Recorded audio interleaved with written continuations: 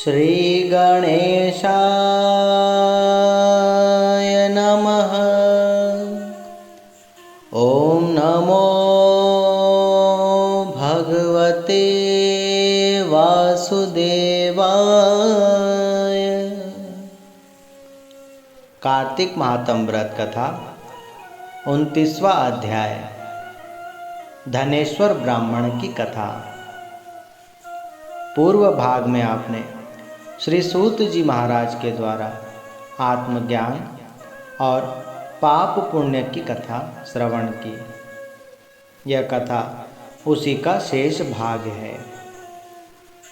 श्री सूत जी महाराज बोले, हे सौनक आदि ऋषियों, मैं आपको धनेश्वर ब्राह्मण की कथा सुना रहा हूँ। पूर्व समय में उज्जैन नगरी में धनेश्वर नाम का एक ब्राह्मण रहता था, जो अपने ब्राह्मणत्व से बिल्कुल उल्टा ही कार्य करता था। वह तेल, घी, नमक, मिर्च मसाले आदि बेचा करता था और चमड़े का व्यापार भी करता था। मदिरा पान करना, मांसाहार करना, व्यभिचारी स्वभाव और जुआ भी खेलना उससे बड़ा आनंद प्राप्त होता था। एक बार व्यापार करने के विचार से घूमते फिरते वह माहिष्मतीपुरी नाम के एक नगर में पहुंचा, जहां पर पाप नाशनी नर्मदा नदी बह रही थी। नर्मदा का नाम सुनने से ही या नाम लेने से या दर्शन करने मात्र से ही हजारों पापियों का उद्धार हो जाता है।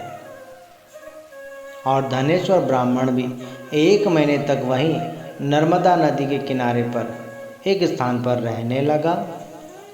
नर्मदा नदी के तट पर कई ब्राह्मण साधु संत नित्य जप तप पूजा पाठ करने आते थे, जिसे धनेश्वर ब्राह्मण भी देखा करता था।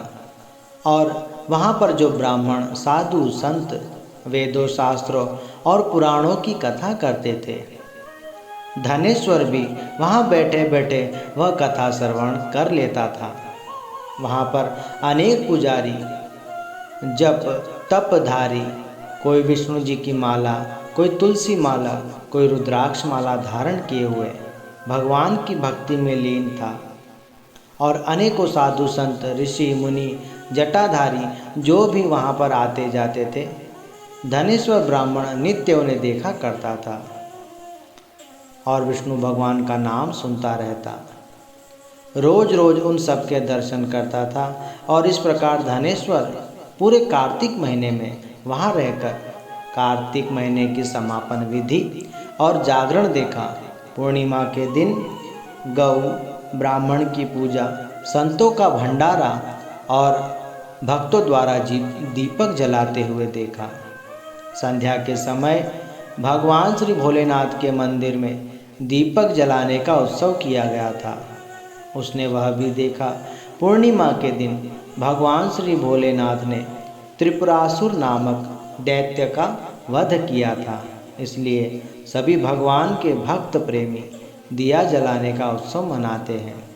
कहा जाता है कि उस दिन जो भी छोटे बड़े कीड़े मकोड़े या पतंगे आदि हो, वह भी अगर उस दिए के आजू बाजू भ्रमण करते हैं तो वह भी जन्म मरण से छूट जाते हैं और उनके सभी पाप समाप्त हो जाते हैं और उनकी मुक्ति हो जाती है। इसी पूर्णिमा के दिन भगवान श्री विष्णु ने देवताओं को वरदान दिया था, क्योंकि शंखासुर नाम के दैत्य ने देवताओं को अत्यंत दुखी किया था। और इसी दिन भगवान श्री विष्णु ने मत्स्य अवतार धारण कर उस शंखासुर दैत्य का वध किया था। पूर्णिमा के दिन जो जप तप हवन दान पुण्य करते हैं, उन्हें अनंत फलों की प्राप्ति होती है। भगवान श्री विष्णु और भगवान श्री महादेव में कोई भेद नहीं करना चाहिए, परंतु जो भेद रखता है उनके सभी किए हुए पुण्य नष्ट हो जाते हैं। धनेश्वर ब्राह्मण भगवान के सुंदर सुंदर चरित्र देखकर इधर उधर भ्रमण करने लगा तो अचानक उसे एक सर्प ने डस लिया। जिस कारण वह मूर्छित होकर जमीन पर गिर पड़ा। वहाँ के नागरिकों ने उसे गिरते हुए देखा और उसे उठाया और उसके मुख में तुलसी पत्र और जल डाला, परंतु सर्प के काटने के कारण कुछ ही समय में उसके प्राण छूट गए और यम के दूत उसको पकड़कर चित्रगुप्त के पास ले आए और चित्रगुप्त ने उसके किए हुए पाप और पुण्यों की जांच की। तब यमराज से बोले कि इसने पूरे जीवन भर ब्राह्मण होकर भी सदा बुरे कर्म ही करता रहा, ना करने वाले कार्य करता रहा। इसने ना कोई पूजा पाठ, ना हवन, ना दिया जलाना, ना दान पुण्य, ना किसी प्रकार का परोपकार का कार्य किया है। इसलिए इसे मुदगर से मार मार कर कुंभी पाक नरक में डालना चाहिए। श्री सूत जी महाराज बोले, हे ऋषियों, यमराज की आज्ञा मानकर यमदूत धनेश्वर को मार मार कर कुंभी पाक नरक में डालने लगे। कुंभी पाक नरक ऐसा है जहाँ पर बड़ी बड़ी कढ़ाइयों में गर्मा गर्म तेल खौल रहा है। यम के दूतों ने धनेश्वर को पकड़कर उस गर्मा गर्म खोलते हुए तेल में डाल दिया। उस कढ़ाई में गिरते ही वह गर्मा गर्म खौलता हुआ तेल एकदम शीतल जल बन गया। यह देखकर यमदूत एकदम आश्चर्यचकित हो गए और सीधा दौड़ते दौड़ते यमराज के पास आए और उन्हें सारा हाल सुनाया। यमराज यह सुनकर बड़े आश्चर्यचकित होकर सोचने लगे कि ऐसे कैसे हो सकता है कि खोलता हुआ तेल एकदम ठंडा हो गया है।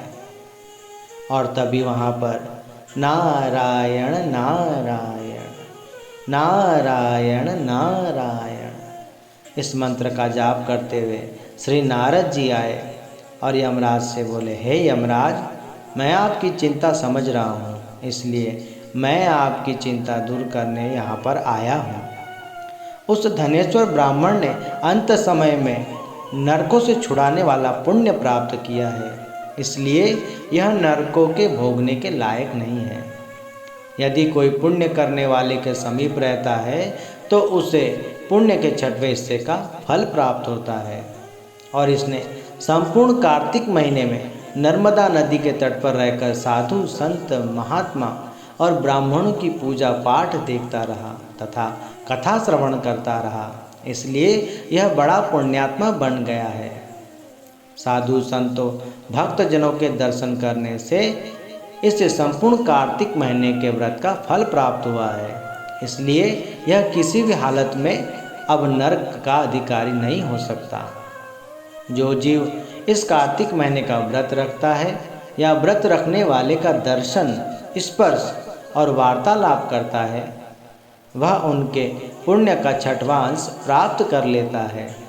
और इसे अंत समय में नर्मदा का जल और तुलसी पत्र भगवान विष्णु के भक्तों ने इसके मुख में डाला था, इसलिए यह वैकुंठ का अधिकार बना है।